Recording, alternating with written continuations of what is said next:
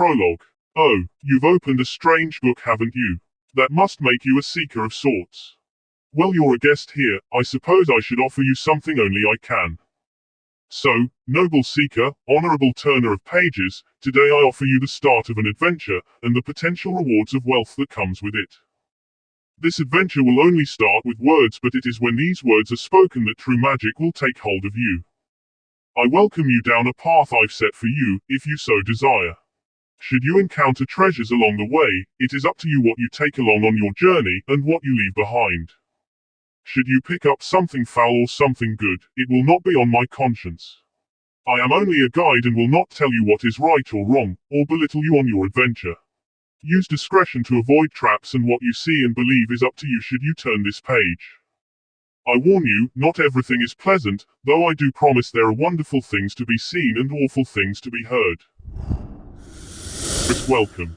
This story takes place in the fantastical world of Vader, and this story's events will unfold upon the great 6 nations of this world, though we may encounter some nation-states, which may affect events in the future.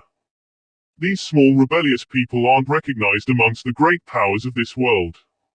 Amongst these principalities the most powerful is Pembroke, and knowledgeable Sybil. Though to not expect spinning of webs and the falling of empires would surely be a mistake. All things follow their seasons, blooming and dying.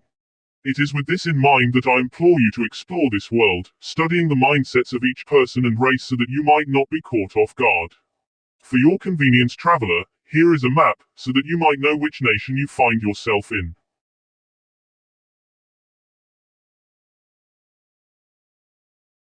For ease of understanding, allow me to familiarize you with genealogies and social customs, unique to our tale. Though these will be revealed as we unravel the story's thread, allow this to be your companion if you should need it. Let us start with Pembroke's king, the social customs within his court, and the genealogy relevant to us. The king of Pembroke's court consists of 30 council members which can propose laws to the king or undo the king's laws. Each council member may have 10 to 20 advisors whose agreement corresponds to the value of a council member's vote. Should half of the advisors disagree, a council member's vote would be considered void. Early on in Pembroke's history, it was put into law that the king would only raise one son to inherit the throne, and the rest would be sent to battle for the empire's glory. Should the king's son die and the king fail to deliver another heir, one of his daughter's sons will be voted in by the council.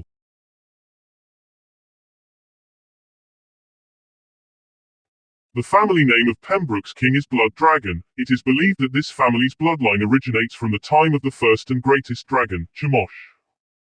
It is said that Chemosh came from the waters at the dawn of time when all was pure and the 3 worlds were still connected by the Tower of Life. The evil one devoured all beauty, destroyed the bodies of all that inhabited the world and brought down the Tower of Life. The great ancient dragon then subdued the souls of men, binding them to himself. It was at this time that the souls of men cried out to the one that came before the great dragon Chemosh, and from those cries a man was born from the ether. It was this heroic warrior that divided the body of the mighty serpent, restoring what was lost and returning beauty back to the world. Though the great dragon had been killed, its venom still covered all that was in creation. The former glory that once inhabited Vader had been lost and replaced with death. It was with a prayer that a promise was made to man that death would be defeated and glory restored to the world.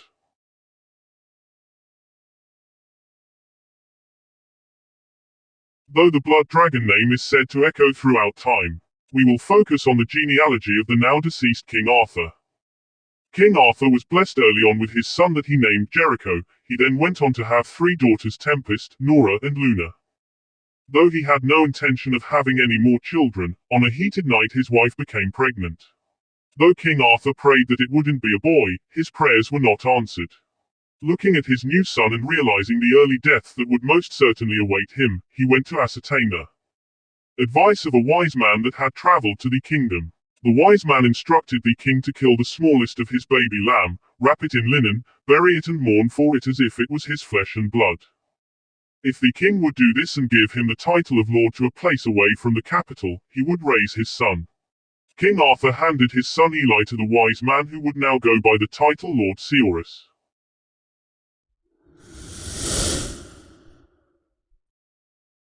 Emajinn. Clink, clink, clink. Something chimed along to the sound of crunching footsteps in the desert. It was just after 3, and the sun was pelting the land and its inhabitants with the fury of its rays, bleaching all to a silvery white. Clink, clink, clink. A man reached the top of a rocky sand-worn hill, his wind-blown robed figure contrasted to a black by the light. 8 miles ahead of him was the town of Copper Pila. This was the edge of the civilized world. Copper Pila was a miserable place to live, though it had been many things in the past. Now it was mostly a mining town. Though, there was a time that the town once belonged to the giants. Unless you count the slaves, the only remaining proof of its former inhabitants was the deep and wide tunnels they once lived in. It's better that they were large too, with how much time people spend in them on account of the heat. Clink, clink, clink. A brass cross drew everyone's eye, and chinking metal captured their ear. The sound had pulled people out to the street. The noise brought their eyes to a black-haired man with piercing blue eyes. The man held a staff that was crowned with a waxing crescent moon made of copper and zinc, framing a golden cross inscribed with the language of origins, Neria.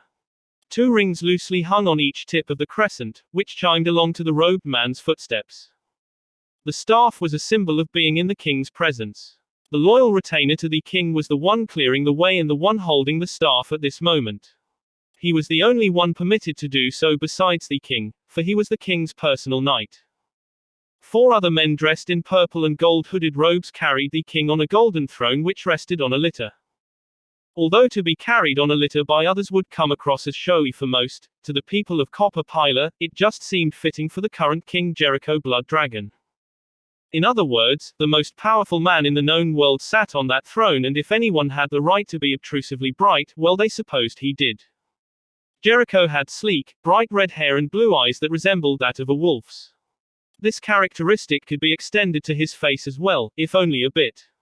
Despite a fearsome, or maybe proud, look that lingered in the back of his eyes, he seemed very lackadaisical at that moment. The people of the city gathered each other up from their homes to see the king. To most people, the king was similar to God. You hear about him, you better serve him, but you never actually expect to see him. This was an opportunity to see the idol of the nation, and the people were excited about it too.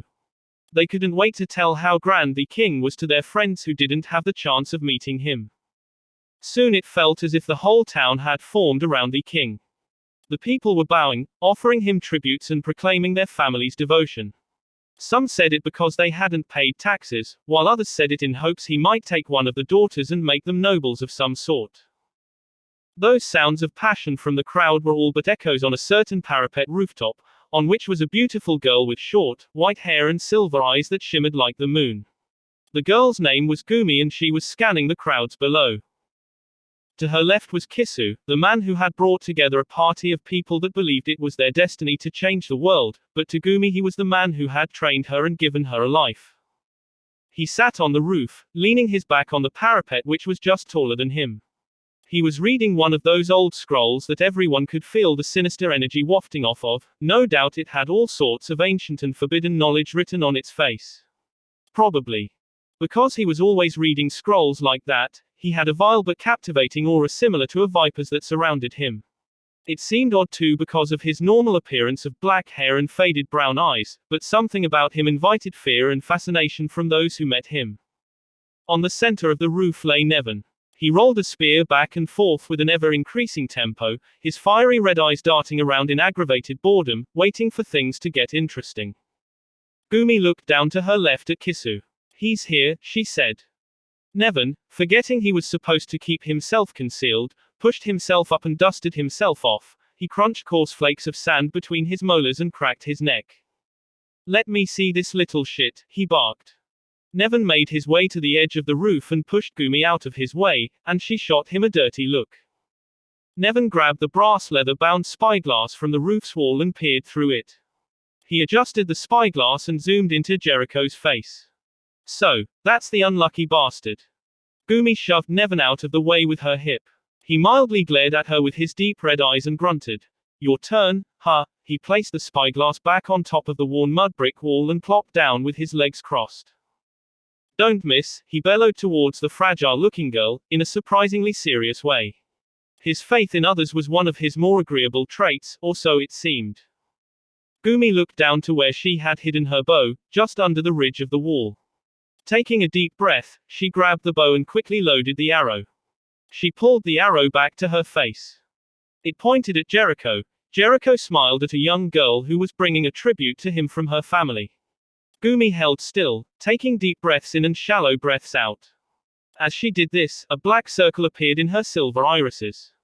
She had reached a deeply focused state of mind. Kisu turned his eyes from his scroll and to her.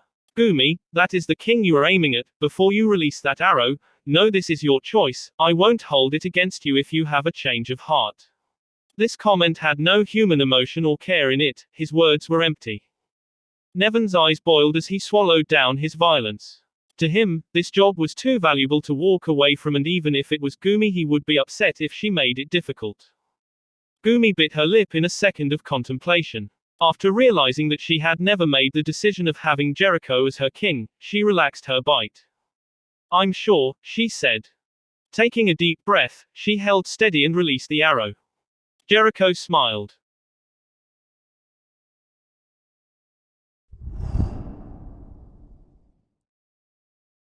World Facts. 8 years ago, Jericho's father, Arthur, the former king of Pembroke, had been beheaded by a faction of religious extremists in Dara who were demanding their holy land be returned to them. Continuing his father's wishes, Jericho has been working against the members of his country's council who want war with the giants in order to gain new slaves, land, and to plunder Dara's valuables.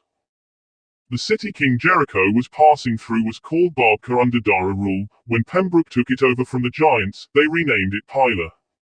King Jericho was returning from a diplomatic meeting with the king of the giants when he reached Copper Pila. The diplomatic meeting between Dara and Pembroke occurred on the Dragon's Tail, a pass linking the two nations.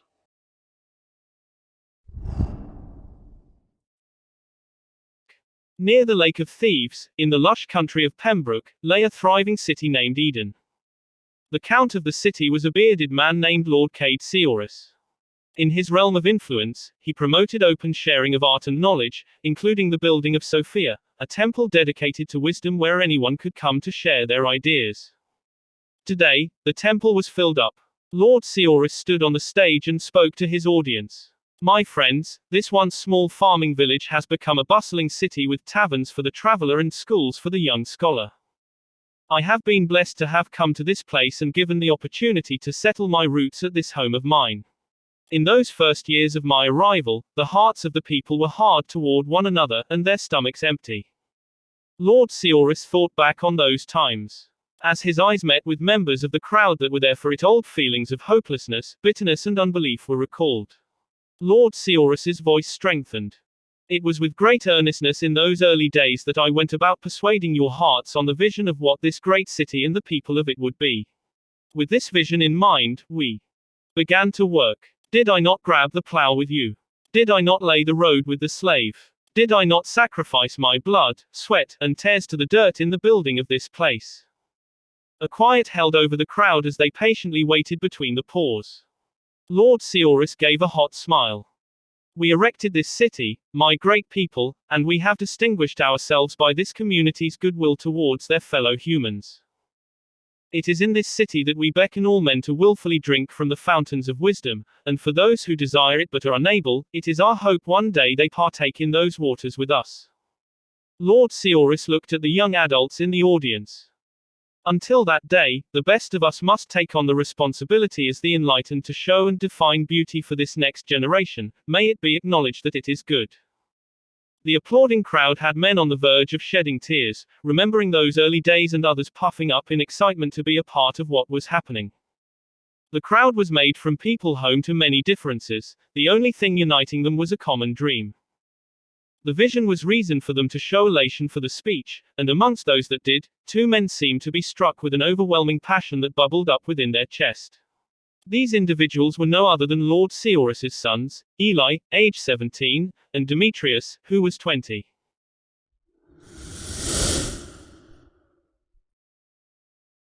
World Facts. The giants of Dara simply go by giants.